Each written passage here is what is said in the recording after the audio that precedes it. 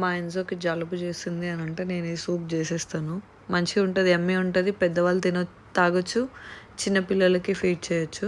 Below 1 year better ఈ మిరియాలు, అల్లం అవాయిడ్ చేయండి. సో క్యారెట్, మునక్కాయలు, కొంచెం బ్రాకలీ ఉంటే అది కూడా యాడ్ చేసేసాను. ఆయిల్ వేసి అన్ని వెజిటబుల్స్ యాడ్ చేసేసి కొంచెం సాల్ట్ చేయడము, గార్లిక్, చిన్న జింజర్, మిరియాలు, మునక్కాయలు, ఏ వెజిటబుల్స్ ఉంటే అవి లైక్ బీన్స్ అయినా వేసేయచ్చు.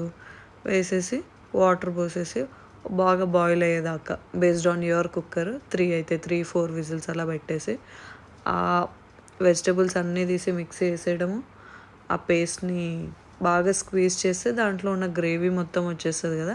ఆ గ్రేవీని ఒకసారి బాగా సాటే చేసేసి సాల్ట్ యాడ్ చేసుకొని చిన్న గీ యాడ్ చేసుకొని తాపిచ్చేస్తే మంచి యమ్మీగా ఉంటుంది.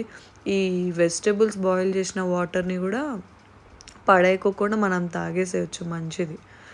అందరూ చాలామంది లైక్ బేబీ ఫుడ్ అని అడుగుతున్నారు వీడియోస్. అదేం పెద్ద బ్రహ్మ విద్య కాదు. పెట్టే ఏదైనా మంచిగా బాయిల్ అయ్యేలాగా చూడండి. వాళ్ళకి మరీ చప్పగా కాకుండా కొంచెం టేస్ట్ ఉండేలాగా చూడండి. ఒక 10 months దాటింది అంటే చిటికెడు సాల్ట్ యాడ్ చేస్తూ ఉండండి. నెయ్యి పెట్టండి.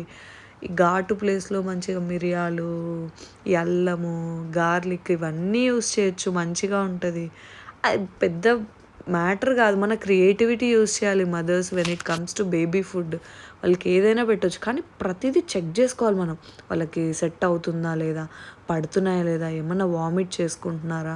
1 year దాటింది అంటే యూ కెన్ ఇంట్రడ్యూస్ లైక్ చిన్నగా మోడరేట్గా పెడతా ఉండొచ్చు, ఏదైనా పెట్టవచ్చు, ప్రాబ్లం లేదు.